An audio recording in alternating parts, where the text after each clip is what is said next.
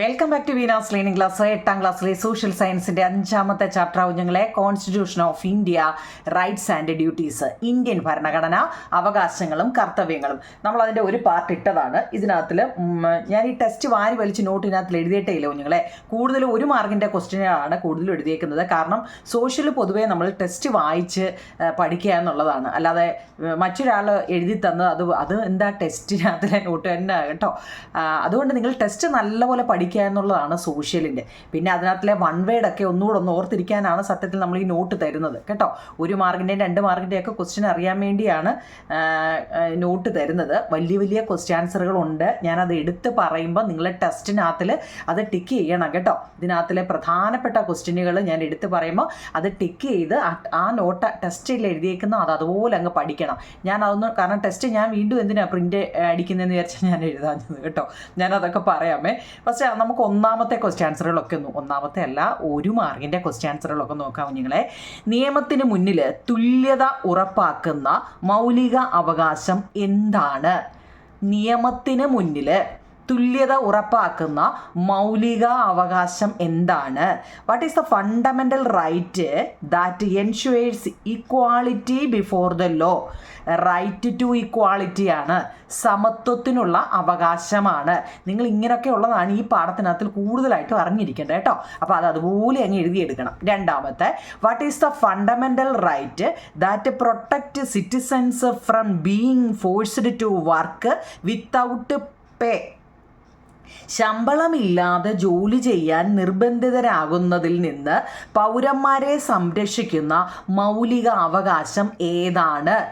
ശമ്പളമില്ലാതെ ഇപ്പം നമ്മളൊരു വലിയൊരു സ്ഥാനത്തിൽ ജോലിക്ക് പോകുമ്പം ആദ്യത്തെ 1 മാസം തന്നെന്ന് വെച്ചോ, പിന്നെ 2ാമത്തെ മാസം നമുക്ക് തന്നില്ല, 3ാമത്തെ മാസം നമ്മളെന്നും ജോലി ചെയ്യുമോ, പക്ഷെ നമുക്ക് ശമ്പളം കിട്ടുന്നില്ല.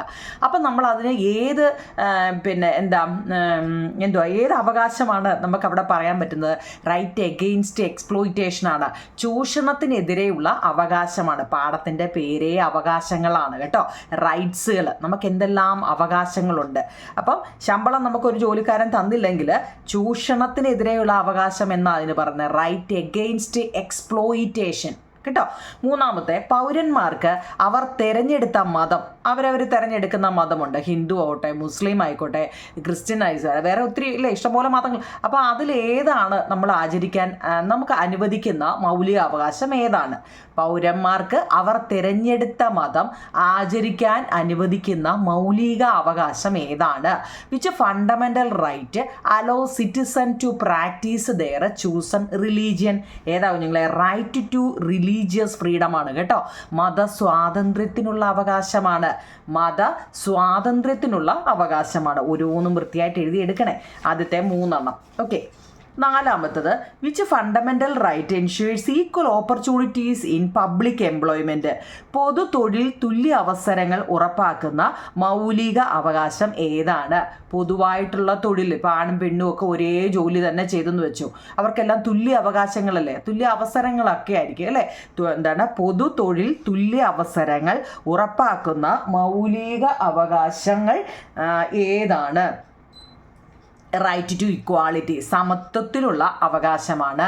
ഇന്ത്യൻ ഭരണഘടനയുടെ ആമുഖത്തിൻ്റെ പ്രാധാന്യം എന്താണ്? What is the significance of the preamble to the Indian constitution? ഇത് ഇന്ത്യയുടെ പരമാധികാരവും ജനാധിപത്യ മൂല്യങ്ങളും പ്രഖ്യാപിക്കുന്നു. ഇറ്റ് ഡിക്ലെയർ ഇന്ത്യൻ സോവർണിറ്റി, പരമാധികാരം അല്ലേ, സോവർണിറ്റി ആൻഡ് ഡെമോക്രാറ്റിക് വാല്യൂസ്. ബാലവേലയുണ്ട് അല്ലേ, ബാലവേലയിൽ നിന്നും സംരക്ഷണം ഉറപ്പാക്കുന്ന മൗലിക അവകാശം എന്താണ്? What is the fundamental right that ensures protections from child labour?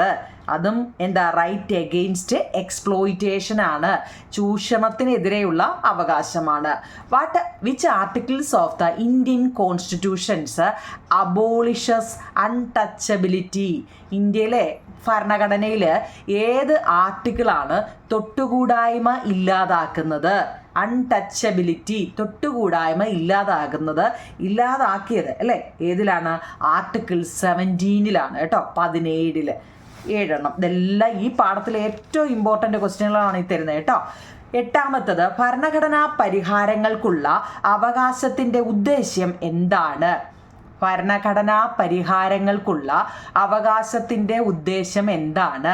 What is the purpose of the right to constitutional remedies to provide access to justice? നീതി ലഭ്യമാക്കുക, ജസ്റ്റിസ് നീതി നമുക്ക് എന്ത് ചെയ്യുക, പ്രൊവൈഡ് ചെയ്യുക അല്ലേ, ലഭ്യമാക്കുന്നതിന്. To provide access to justice, നീതി ലഭ്യമാക്കുന്നതിന്.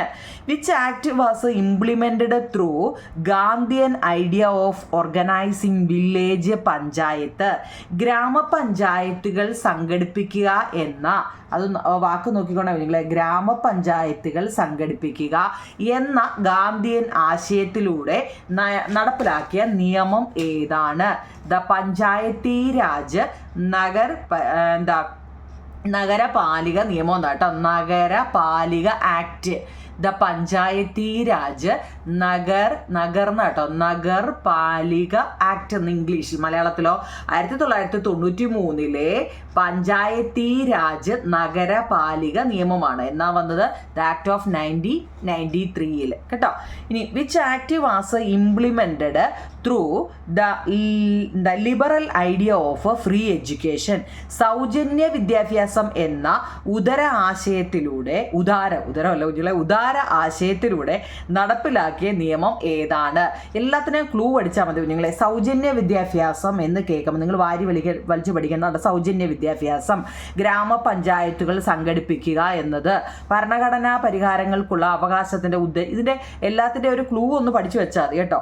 എന്താ സൗജന്യ വിദ്യാഭ്യാസം എന്ന് കേൾക്കുമ്പോഴേ റൈറ്റ് ടു എഡ്യൂക്കേഷൻ ആക്ട് 2009 2009 വിദ്യാഭ്യാസ അവകാശ നിയമം വന്നത് കേട്ടോ. പിന്നോ which act was enacted to implement the socialist idea of equal pay for equal work for men and woman? Socialist ആശയമായ സ്ത്രീക്കും പുരുഷനും തുല്യ ജോലിക്ക് തുല്യ വേതനം എന്ന തത്വം പ്രാവർത്തികമാക്കുന്നതിനായിട്ട് നടപ്പിലാക്കിയ. ഇപ്പോൾ ഒരു ജോലി ചെയ്യുന്നത് സ്ത്രീ ചെയ്യുന്ന അല്ലെ പുരുഷൻ ചെയ്യുന്ന അതേ ജോലി അത്രയും ഇത് തന്നെ സ്ത്രീയും ചെയ്യുന്നുണ്ടെങ്കിൽ, അല്ലെങ്കിൽ സ്ത്രീകൾ ചെയ്യുന്ന അതേ ജോലി പുരുഷൻ ചെയ്യുന്നുണ്ടെങ്കിൽ അവർ രണ്ടുപേരും തുല്യമായിട്ടല്ലേ ചെയ്യുന്നത്. അപ്പം അവർക്ക് തുല്യമായ വേതനം കൊടുക്കുക, അങ്ങനെ വേറുകൃത്യം പാടില്ല എന്ന 1976 തുല്യ വേതന നിയമം, ഈക്വൽ പേ ആക്ട് ഓഫ് എന്ന, ഇതൊക്കെ ഈ ഡേറ്റ് കറക്റ്റായിട്ട് പഠിച്ചു വെച്ചേക്കണേ. 1976 right to education act 2009 Panchayati Raj നഗരപാലിക നിയമം വന്നത് 1993 ഈ ഡേറ്റ് ആണ് കറക്റ്റായിട്ട് പഠിച്ചു വെച്ചിരിക്കേണ്ടത് കേട്ടോ. 11 അടുത്ത 12ാമത്തെ ചോദ്യം. മൗലിക കർത്തവ്യങ്ങളെക്കുറിച്ച് നിർദ്ദേശങ്ങൾ സമർപ്പിക്കുന്നതിനായിട്ട് 1976 കേന്ദ്ര സർക്കാർ നിയോഗിച്ച കമ്മിറ്റി ഏതാണ്? Which committee was appointed by the central government in 1976 to submit suggestions of fundamental duties? ആരാണ്? സർദാർ സ്വരൻ സിംഗ് കമ്മിറ്റിയാണ് കേട്ടോ. സർദാർ സ്വരൻ സിംഗ്, വായിക്കാന്നാണ് മലയാളം എഴുതി വെച്ചുകൊണ്ട് നിങ്ങൾക്ക് വായിക്കാൻ എളുപ്പമല്ലേ. Sardar Swaran Singh committee. Who was the first deputy prime minister and home minister of India? Who was the first deputy prime minister and home minister of India? ഇന്ത്യയുടെ പ്രഥമ പ്രധാനമന്ത്രിയും, ഇന്ത്യയുടെ പ്രഥമ പ്രധാനമന്ത്രിയല്ല ഉപപ്രധാനമന്ത്രിയാണ് കേട്ടോ. ഫസ്റ്റ് നമ്മൾ ഇതിനെക്കുറിച്ചെല്ലാം പഠിച്ചതാ. ഇന്ത്യയുടെ പ്രഥമ കേട്ടോ ഡെപ്യൂട്ടി ഉപപ്രധാനമന്ത്രിയും ആഭ്യന്തരമന്ത്രിയുമായിരുന്ന വ്യക്തി ആരാണ്? Sardar Vallabhbhai പട്ടേലാണ്. Sardar Vallabhbhai പട്ടേലാണ്. In which part of our constitutions are the fundamental duties included and under which articles? മൗലിക കർത്തവ്യങ്ങൾ നമ്മുടെ ഭരണഘടനയിൽ ഉൾക്കൊള്ളിക്കുന്നത് എത്രാമത്തെ ഭാഗത്തെ അല്ലെങ്കിൽ ഏത് ആർട്ടിക്കിൾ പ്രകാരമാണ് കേട്ടോ? മൗലിക കർത്തവ്യങ്ങളൊക്കെ നമ്മുടെ ഭരണഘടനയിൽ ഉൾക്കൊള്ളിച്ചിരിക്കുന്നത് എത്രാമത്തെ ഭാഗത്താണ്, അത് ഏത് ആർട്ടിക്കിൾ പ്രകാരമാണ്? പാർട്ട് 4. നമ്മൾ ഈ ഇതൊക്കെ എഴുതുമ്പോൾ 4 എന്നുള്ളതുണ്ട് ഇങ്ങനെ കേട്ടോ. 1 ഇട്ടിട്ട് V 1 2 3 4 അറിയാവൂ നിങ്ങളെ, റോമൻ ലെറ്റർ എന്ന് പറയും അല്ലേ. അപ്പോൾ അതാണ് ഞാൻ ഈ 4 കണ്ട് അറിയാൻ വേണ്ടിയാണ് ഈ 4 ഇട്ട് വെച്ചേക്കുന്നത് കേട്ടോ. കറക്റ്റ് ഇങ്ങനെ തന്നെ 4A. അപ്പോൾ അതായത് ഭാഗം 4A ആർട്ടിക്കിൾ 51A ആണ് കേട്ടോ. അനുച്ഛേദം 51A. ഇതൊക്കെ നല്ലപോലെ പഠിച്ചു വെച്ചേക്കണേ. ഫിൽ ഇൻ ദ ബ്ലാങ്ക്സിനും ഒക്കെ ചോദിക്കും. How many fundamental duties R embedded in the constitutions? ഭരണഘടനയിൽ എത്ര മൗലിക കടമകൾ ഉൾപ്പെടുത്തിയിട്ടുണ്ടെന്നൊരു ചോദ്യമുണ്ട്. ഭരണഘടനയിൽ എത്ര മൗലിക കടമകൾ ഉൾപ്പെടുത്തിയിട്ടുണ്ട്? 11 എണ്ണം ഉണ്ട് കേട്ടോ. മൊത്തം 11 എണ്ണം. 15 വൺ വേഡ് ഞാൻ തന്നിട്ടുണ്ട്. നമ്മുടെ ക്വസ്റ്റ്യൻ ആൻസറുകൾ ഇതിനകത്തിലും വൺ വേഡ് ആണ്. Who was the chairman of constituent assembly? ഭരണഘടനാ നിർമ്മാണ സഭയുടെ അധ്യക്ഷൻ ആരായിരുന്നു? Doctor Rajendra Prasad. The constituent assembly came into existence on? ഭരണഘടനാ നിർമ്മാണ സഭ നിലവിൽ വന്നത് എന്നാണ്? 1946 ഡിസംബർ 6-നാണ്. ഇന്ത്യയുടെ പ്രഥമ പ്രധാനമന്ത്രി മുമ്പ് ഏതായിരുന്നു? ഉപപ്രധാനമന്ത്രി കേട്ടോ. പ്രഥമ പ്രധാനമന്ത്രി ആരാ? ജവഹർലാൽ നെഹ്റു ആണ്. മുമ്പ് ചോദിച്ച ഏതാ കുഞ്ഞുങ്ങളെ? ഉപ കേട്ടോ. ആ വാക്ക് നല്ലപോലെ ഓർത്തണേ. ഡെപ്യൂട്ടി ആണ് കേട്ടോ. ഉപപ്രധാനമന്ത്രി ആരാണ്? സർദാർ വല്ലഭായ് പട്ടേൽ അല്ലേ? സർദാർ വല്ലഭായ് പട്ടേൽ. ഓക്കെ, ഇനി അവകാശങ്ങൾ, റൈറ്റ്സ് മസ്റ്റ് ബി അക്സെപ്റ്റഡ്. നാക്കിപ്പോരിപ്പോയിനി. Accepted by society. അവകാശങ്ങൾ സമൂഹം അംഗീകരിക്കേണ്ടതുണ്ട്. These must be recognised and implemented by the state through law. ഇവ രാഷ്ട്രം നിയമം വഴി അംഗീകരിച്ച് നടപ്പിലാക്കേണ്ടതുണ്ട്. Ensuring rights to individuals in the responsibility of a democratic system. വ്യക്തികൾക്ക് അവകാശങ്ങൾ ഉറപ്പുവരുത്തേണ്ടത് ജനാധിപത്യ സംവിധാനങ്ങളുടെ ഉത്തരവാദിത്തമാണ്. ഒക്കെയാണ്. ഇതൊക്കെ വൃത്തിയായിട്ട് എഴുതിയെടുക്കണേ. ആദ്യത്തെ 15 വൺ വേർഡായിട്ടാണ്. പിന്നെ ഇത് 1, 2 എഴുതിക്കൊടുക്കൽ. എങ്ങനെ നമ്പറിലൊന്നും വലിയ കാര്യമില്ല കുഞ്ഞുങ്ങളെ, പഠിക്കുക എന്നുള്ളതാണ് കേട്ടോ. അടുത്ത 5-ാമത്തെ, name the architect of the constitutions of India. Indian ഭരണഘടനയുടെ ശില്പി ആരാണ്? Doctor BR Ambedkar. The directive principles of state policy are included in which part of the constitutions of India. Indian ഭരണഘടനയുടെ ഏത് ഭാഗത്താണ് നിർദ്ദേശക തത്വങ്ങൾ ഉൾക്കൊള്ളിച്ചിരിക്കുന്നത്? ഇതൊക്കെ ഇമ്പോർട്ടൻ്റ് ആണ്. Articles 36 to 51 of part 4. ഭാഗം 4 അനുച്ഛേദം 36 മുതൽ 51 വരെയാണ്. വക്കീലന്മാർക്കൊക്കെ ഇത് നല്ലപോലെ അറിയാവുന്നല്ലേ? വക്കീലന്മാർക്ക് അല്ലേ, അവർക്കാണ് ഇതൊക്കെ നല്ലപോലെ. ഓക്കെ, ഫണ്ടമെന്റൽ റൈറ്റ്സ് എന്നാൽ എന്താണ്? മൗലിക അവകാശങ്ങൾ എന്നാൽ എന്താണ് എന്ന് 2 മാർക്കിനൊക്കെ ചോദിച്ചാൽ 2ഓ 3ഓ ഒക്കെ ചോദിക്കാൻ കുഞ്ഞുങ്ങളെ. There are certain fundamental rights that are internationally recognised as human rights and that are essentials to the dignity, liberty and survival of citizens in a democratic system. Fundamental rights are such rights recognised, protected and enforced by state. English മീഡിയക്കാർ അതങ്ങ് എഴുതണം. മലയാളം മീഡിയക്കാര് അന്തർദേശീയ തലത്തിൽ മനുഷ്യാവകാശങ്ങളായി കണക്കാക്കുന്നതും ജനാധിപത്യ സംവിധാനത്തിൽ പൗരരുടെ അന്തസ്സിനും സ്വാതന്ത്ര്യത്തിനും അതിജീവനത്തിനും അനിവാര്യവുമായ ചില അടിസ്ഥാന ആവശ്യങ്ങളുണ്ട്. രാഷ്ട്രങ്ങൾ അംഗീകരിച്ച് സംരക്ഷിക്കുകയും നടപ്പിലാക്കുകയും ചെയ്യുന്ന ഇത്തരം അവകാശങ്ങളാണ് മൗലിക അവകാശങ്ങൾ എന്ന് പറയുന്നത്. വളരെ ഇമ്പോർട്ടൻ്റ് ആണ് ഈ പാഠത്തിനകത്തിൽ. മൗലിക അവകാശങ്ങൾ എന്നാൽ എന്താണെന്ന് ചോദിച്ചാൽ ഇത് വൃത്തിയായിട്ട് എഴുതിക്കോണം കേട്ടോ. ഈ പാഠത്തിനകത്തിൽ ഏറ്റവും ഇമ്പോർട്ടൻ്റ് ഏതെന്ന് ചോദിച്ചു കഴിഞ്ഞാൽ ഒന്ന് ഇതാണ് കേട്ടോ, അത് ഓർത്തോളൂ. ഓക്കെ, നിങ്ങൾ അടുത്തത്, what historical events lead to the idea of fundamental rights. മൗലിക അവകാശങ്ങൾ എന്ന ആശയത്തിലേക്ക് നയിച്ച ചരിത്ര സംഭവങ്ങൾ അല്ലെ, അതിൻ്റെ നാൾ വഴികൾ ഏതൊക്കെയാണ്? ഒന്ന് മാഗ്ന കാർട്ടയാണ്. Magna Carta 1215. The first official document in the world to refer to civil rights and liberties. പൗര അവകാശങ്ങളെയും സ്വാതന്ത്ര്യത്തെയും പരാമർശിക്കുന്ന ലോകത്തിലെ ആദ്യത്തെ ഔദ്യോഗിക രേഖയാണ് മാഗ്ന കാർട്ട. അതൊക്കെ 1 മാർക്കിന് 2 മാർക്കിന് ചോദിക്കാൻ കൊള്ളാന്നല്ലേ? എന്താ ഈ മാഗ്ന കാർട്ട എന്ന് വെച്ചാൽ? പൗരന്മാരെന്ന് വെച്ചാൽ നമ്മളൊക്കെ തന്നെയല്ലേ? പൗര അവകാശങ്ങളെയും സ്വാതന്ത്ര്യത്തെയും അവരുടെ അവകാശങ്ങളെയും സ്വാതന്ത്ര്യത്തെയും പരാമർശിക്കുന്ന ലോകത്തിലെ ആദ്യത്തെ ഔദ്യോഗിക രേഖയാണ് നമ്മുടെ മാഗ്ന കാർട്ട എന്ന് പറയുന്നത്. 1215 അമേരിക്കൻ അവകാശ പത്രിക 2, United state bill of rights 1789. ലോകത്തിലെ ആദ്യത്തെ എഴുതപ്പെട്ട ഭരണഘടനയാണ് അമേരിക്കൻ അവകാശ മറ്റേതേതാ? ആദ്യത്തെ ഔദ്യോഗിക രേഖയാണ്, ഒഫീഷ്യൽ ഡോക്യുമെന്റ് ഏതെന്ന് ചോദിച്ചാൽ മാഗ്ന കാർട്ടയുമാണ്.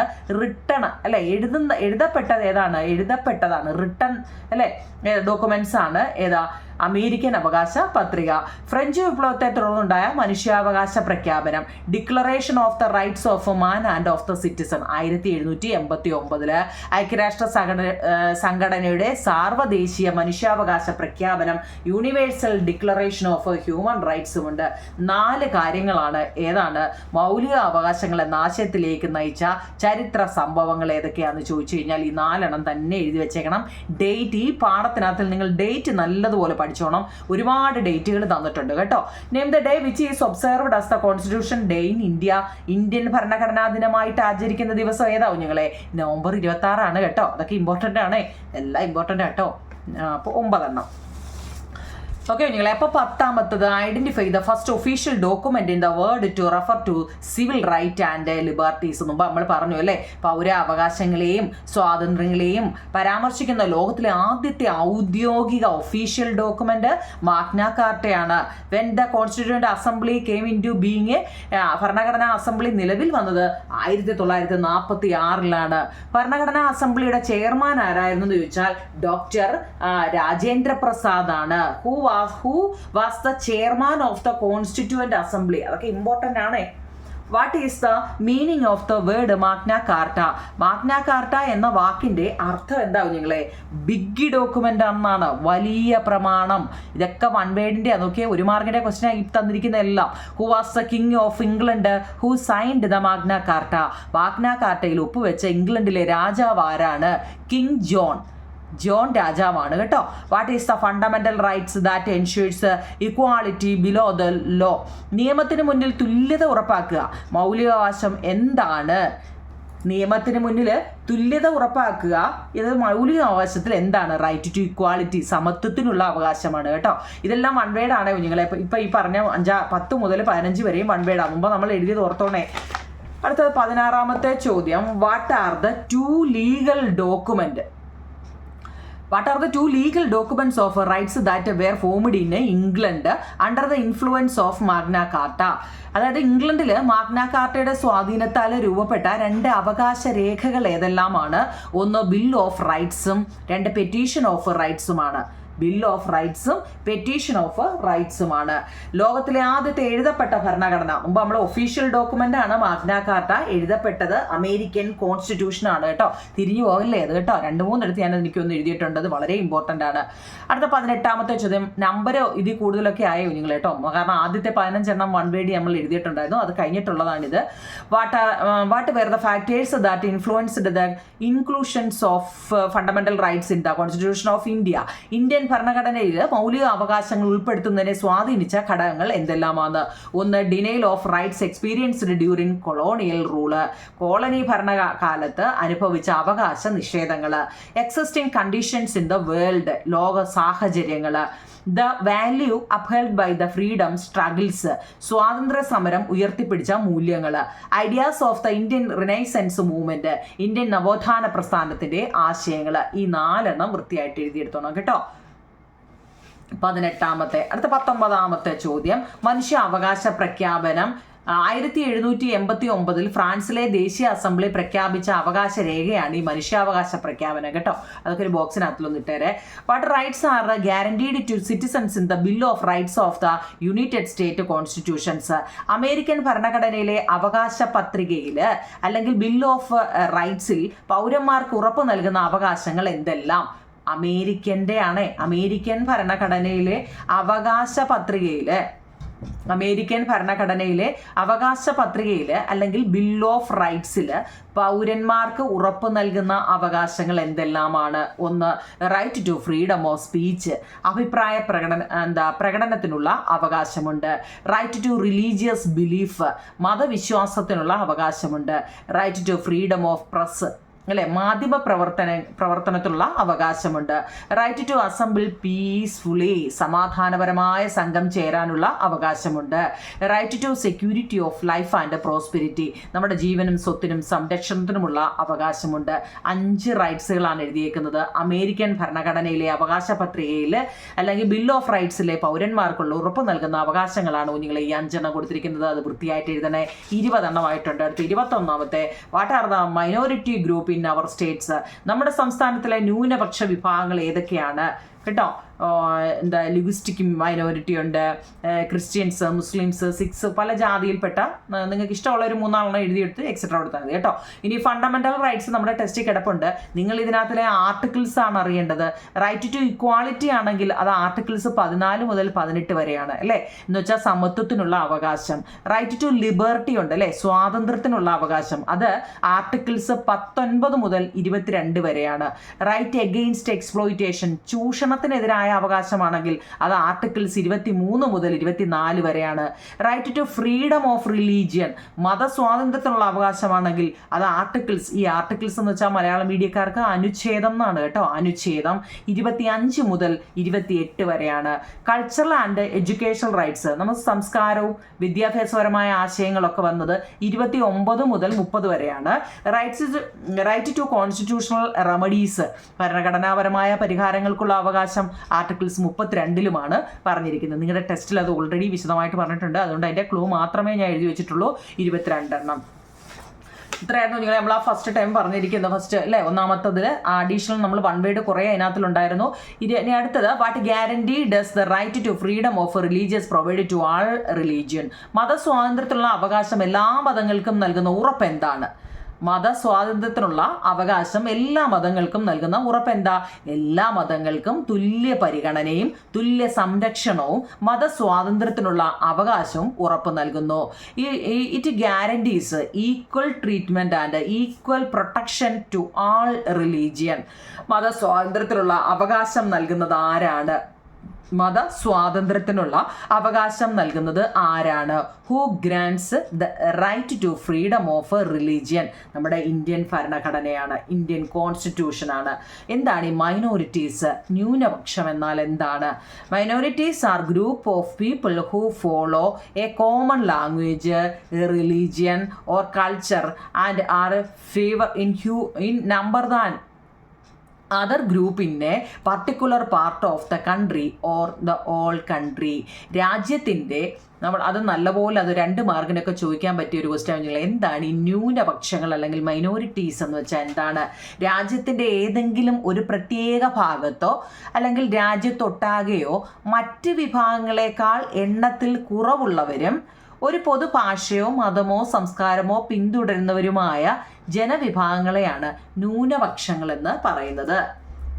രാജ്യത്തിൻ്റെ ഏതെങ്കിലും ഒരു പ്രത്യേക ഭാഗത്തോ അല്ലെങ്കിൽ രാജ്യത്തൊട്ടാകെയോ മറ്റ് വിഭാഗങ്ങളെക്കാൾ എണ്ണത്തിൽ കുറവുള്ളവരും ഒരു പൊതുഭാഷയോ അല്ലെ മതമോ സംസ്കാരമോ അത് പിന്തുടർന്നു വരുന്നവരുമായ ഒരു ജനവിഭാഗത്തിനെ പറയുന്ന പേരാണ് ന്യൂനപക്ഷങ്ങൾ അല്ലെങ്കിൽ മൈനോറിറ്റീസ് എന്ന് പറയുന്നത്.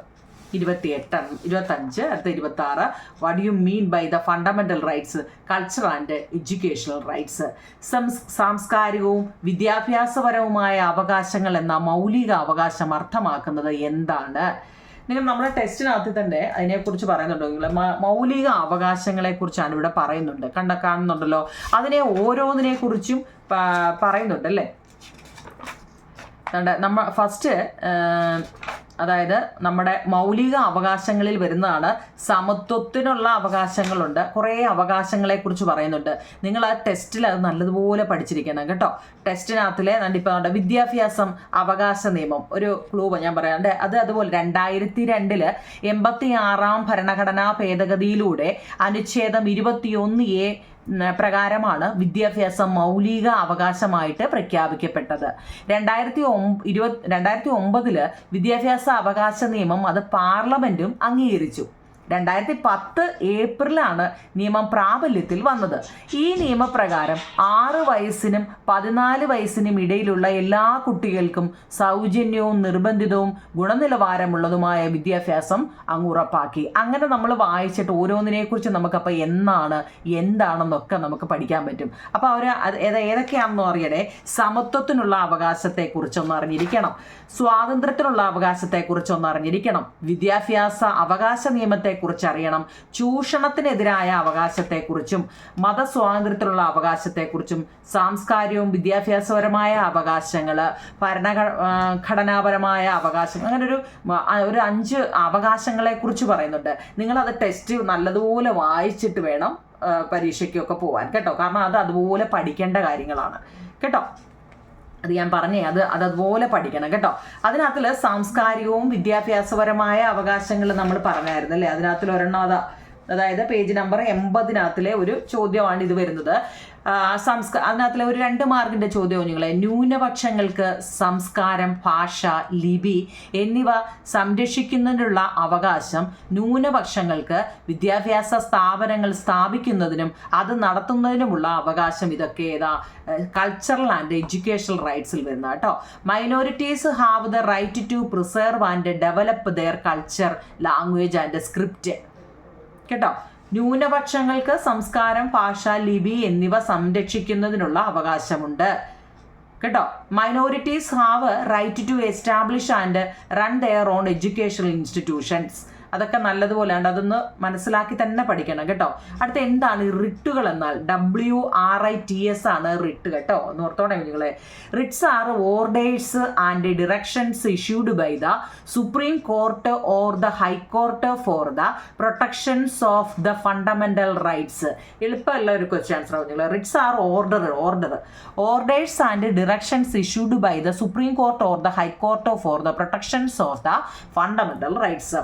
മൗലിക അവകാശങ്ങൾ സംരക്ഷിക്കുന്നതിനായിട്ട് സുപ്രീം കോടതിയിലോ അല്ലെ ഹൈക്കോടതിയിലോ പുറപ്പെടുവിക്കുന്ന ഉത്തരവുകളും നിർദ്ദേശങ്ങളുമെയാണ് റിട്ടുകൾ എന്ന് പറയുന്നത്. അതൊക്കെ 2 മാർക്കിന്റെ ചോദ്യം കേട്ടോ. റിട്സ് എന്നാൽ എന്താണ്? മൗലിക നമ്മുടെ എല്ലാം ഫണ്ടമെന്റൽ റൈറ്റ്സുകൾ ഉണ്ടല്ലോ, അവകാശങ്ങൾ, അത് സംരക്ഷിക്കുന്നതിനായിട്ട് ഇപ്പോൾ കുറേ അവകാശങ്ങളെക്കുറിച്ച് നമ്മൾ പറഞ്ഞു അല്ലേ. ഇതൊക്കെ സംരക്ഷിക്കുന്നതിനായിട്ട് സുപ്രീം കോടതിയോ, അതൊക്കെ നോക്കിക്കോണേ കേട്ടോ, സുപ്രീം കോടതിയോ ഹൈക്കോടതിയോ പുറപ്പെടുവിക്കുന്ന കേട്ടോ ഉത്തരവുകളും നിർദ്ദേശങ്ങളുമാണ് റിട്ടുകളെന്ന് അല്ലെ റിട്സ് എന്ന് പറയുന്നത് കേട്ടോ. 27 ഈ റിട്സ് നോക്കണം കുഞ്ഞുങ്ങളാണ്ട് ഇവിടെ വേരിയസ് ടൈപ്പ് ഓഫ് റിട്സ് അല്ലേ. എന്താ റിട്സുകൾ പല വിധമുണ്ട്. ഏതാ ഹേബിയസ് കോർപ്പസ്, അത് നല്ലപോലെ ഒന്ന് പഠിക്കണം. ഈ ഹേബിയസ് കോർപ്പസ് എന്ന് വെച്ചാൽ ഞാൻ ആ പേര് മാത്രമേ എഴുതിയിട്ടുള്ളൂ. പിന്നെ ഏതാ മാൻഡമസ്, പ്രൊഹിബിഷൻസ്, കോവാറൻറ്റോ എന്നാട്ടോ, ക്വാവാറൻറ്റോ, സെർഷ്യോ എന്നാണ് സ്പെല്ലിങ്. ഇംഗ്ലീഷ് കണ്ട് നിങ്ങൾക്ക് വായിക്കാൻ ബുദ്ധിമുട്ടാണെങ്കിൽ മലയാളം വായിച്ചിട്ട് സ്പെല്ലിങ് പഠിച്ചാൽ മതി കേട്ടോ. എന്ത് ഹേബിയസ് കോർപ്പസ് നിങ്ങൾ അതൊന്നും അറിഞ്ഞിരിക്കണം കേട്ടോ. എന്താ വെച്ചാൽ അന്യായമായിട്ട് തടങ്കലിൽ വെച്ചിട്ടുള്ള ഒരാളെ നമ്മൾ എന്തെങ്കിലും തെറ്റുണ്ടെന്ന് വിചാരിച്ച് പിടിച്ചുകൊണ്ട് പോയിട്ട് തടങ്കലിൽ വെച്ചിട്ടുണ്ടെങ്കിൽ നമ്മൾ എന്ത് ചെയ്യുക, കോടതിക്ക് മുൻപാകെ ഹാജരാക്കാൻ ആവശ്യപ്പെട്ടുകൊണ്ട് കോടതി പുറപ്പെടുവിക്കുന്ന ഒരു ഉത്തരവിന് പറയുന്ന പേരാണ് ഹേബിയസ് കോർപ്പസ് എന്ന് പറയുന്നത്. എന്താ നിങ്ങളെ, അന്യായമായിട്ട് തടങ്കലിൽ വെച്ചിട്ടുള്ള ഒരാളെ കോടതിക്ക് മുൻപാകെ ഹാജരാക്കാൻ ആവശ്യപ്പെട്ടുകൊണ്ട് കോടതി പുറപ്പെടുവിക്കുന്ന ഉത്തരവിന് പറയുന്ന പേരാണ് ഹേബിയസ് കോർപ്പസ് എന്ന് കേട്ടോ. ഇനി മാൻഡമസ് എന്ന് വെച്ചാൽ എന്താണ്? ഒരു ഉദ്യോഗസ്ഥൻ തൻ്റെ നിയമപരമായ കർത്തവ്യവും നിറവേറ്റാതിരിക്കുന്നത് മൂലം, എല്ലാ ഉദ്യോഗസ്ഥന്മാരല്ലേ കുഞ്ഞുങ്ങളെ, ഓരോ ജോലി ചെയ്യുന്നതിൻ്റെ ഏറ്റവും തലമത്തിരിക്കുന്ന അല്ലേ, ജോലി ചെയ്യുന്നവരെല്ലാം ഉദ്യോഗസ്ഥന്മാരല്ലേ, തൻ്റെ നിയമപരമായ കർത്തവ്യവും നിറവേറ്റാതിരിക്കുന്നത് മൂലം മറ്റൊരു വ്യക്തിയുടെ അവകാശം ഹനിക്കപ്പെടുന്നതായി കോടതി കണ്ടെത്തുമ്പോൾ പുറപ്പെടുവിക്കുന്ന ഉത്തരവിന് പറയുന്ന പേരാണ് മാൻഡമസ് കേട്ടോ. എന്നാൽ പ്രൊഹിബിഷൻ എന്ന് വെച്ചാൽ എന്താ? തങ്ങളുടെ അധികാര പരിധിയിൽ വരാത്ത ഒരു കേസ്, തങ്ങളുമായിട്ട് ബന്ധപ്പെട്ടാത്ത ഒരു കേസ് കീഴ്ക്കോടതികൾ പരിഗണിക്കുന്നത് വിലക്കിക്കൊണ്ടുള്ള സുപ്രീം കോടതിയുടെ ഹൈക്കോടതിയുടെ ഉത്തരവാണ് പ്രൊഹിബിഷൻ എന്ന് പറയുന്നത്. പ്രൊഹിബിഷൻ എന്നാണ് കേട്ടോ. തങ്ങളുടെ അധികാര പരിധിയിൽ വരാത്ത ഒരു കേസ് അത് കീഴ്ക്കോടതികൾ പരിഗണിക്കുന്നത് വിലക്കിക്കൊണ്ടുള്ള സുപ്രീം കോടതിയുടെയോ ഹൈക്കോടതിയുടെയോ ഉത്തരവിന് പറയുന്ന പേരാണ് പ്രൊഹിബിഷൻ. കോവാറന്റോ എന്ന് വെച്ചാൽ ഒരു ഉദ്യോഗസ്ഥൻ അർഹതയില്ലാത്ത സ്ഥാനം വഹിക്കുന്നത് തടഞ്ഞുകൊണ്ട് കോടതി പുറപ്പെടുവിക്കുന്ന ഉത്തരവിന് പറയുന്ന പേരാണ് കോവാറന്റ്. വാറന്റ് കൊടുക്കുക എന്നൊക്കെ പറഞ്ഞില്ല, വാറന്റ്, കോവാറന്റ്. ഇനി സെർഷോ റെറേ ഒരു കീഴ്ക്കോടതിയുടെ പരിഗണനയിലിരിക്കുന്ന കേസ്, പരിഗണനയിലിരിക്കുന്ന കേസ് മേൽക്കോടതിയിലേക്ക് കൈമാറ്റം ചെയ്യുന്നതിന് പറയുന്ന പേരാണ് എന്താ? സെർഷോ റെറേ എന്ന് പറയുന്നത് കേട്ടോ. അതൊക്കെ എന്താണെന്നൊന്ന് അറിഞ്ഞു വെച്ചിരിക്കണം കേട്ടോ. ഓക്കെ അല്ലേ. അപ്പോൾ what is the objectives of directive principles of state policy in our constitutions? നമ്മുടെ ഭരണഘടനയിലെ രാഷ്ട്ര നയത്തിൻ്റെ നിർദ്ദേശക തത്വങ്ങളുടെ ലക്ഷ്യം എന്താണ്? എല്ലാ വിഭാഗം ജനങ്ങളുടെയും ക്ഷേമവും പുരോഗതിയും ഉറപ്പുവരുത്തിക്കൊണ്ട് ക്ഷേമരാഷ്ട്രം സ്ഥാപിക്കുക എന്നതാണ് ഇതിൻ്റെ ലക്ഷ്യം.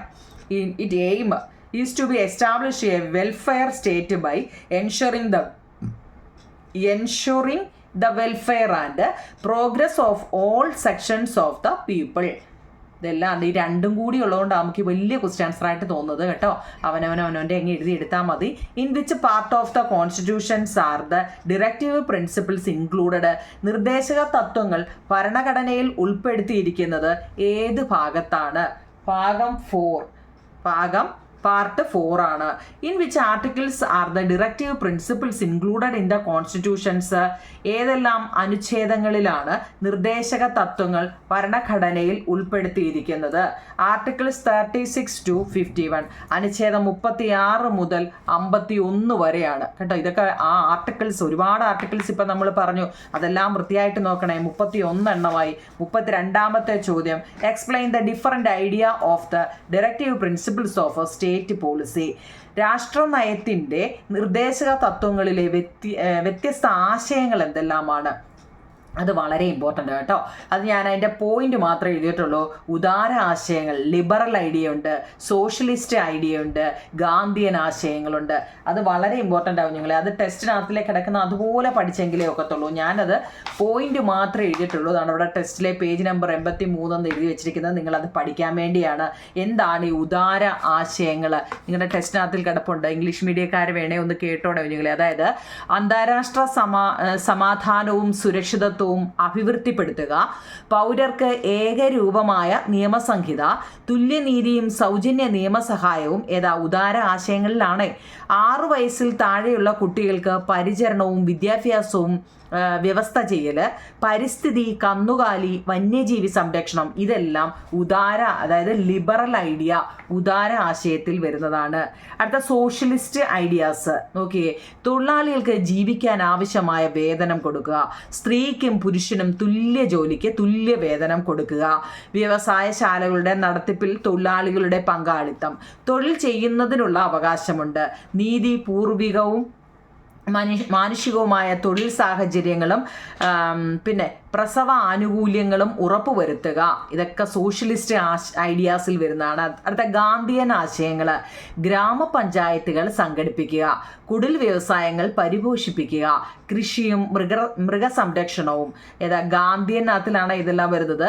ലഹരി പാനീയങ്ങളുടെയും ആരോഗ്യത്തിന് ഹാനികരമായ മരുന്നുകളുടെയും ഉപഭോഗത്തിനുള്ള നിരോധനം, പട്ടികജാതി പട്ടികവർഗ വിഭാഗങ്ങളുടെയും മറ്റു ദുർബല വിഭാഗങ്ങളുടെയും ഉന്നമനം, ഇതെല്ലാം ഏതിൽ വരുന്നതാണ്? ഗാന്ധിയൻ ആശയം. ഇത് നിങ്ങളുടെ ഇംഗ്ലീഷ് മീഡിയത്തിനകത്തിലെ ഒന്ന് നോക്കണേ കുഞ്ഞുങ്ങൾ കേട്ടോ. ഞാൻ മലയാളമാണ് വായിച്ചത്. ഇത് പഠിക്കേണ്ടതാണ്. ഇതിനകത്തിൽ ഒരു 3 എണ്ണം വീതമെങ്കിലും ഒന്ന് പഠിച്ചു വെച്ചേക്കണം കേട്ടോ. അടുത്തത് what aspects of social life do not directive principles of state policy touch up on? List രാഷ്ട്ര നയത്തിൻ്റെ നിർദ്ദേശക തത്വങ്ങൾ സമൂഹ ജീവിതത്തിൻ്റെ ഏതെല്ലാം തലങ്ങളെ സ്പർശിക്കുന്നു?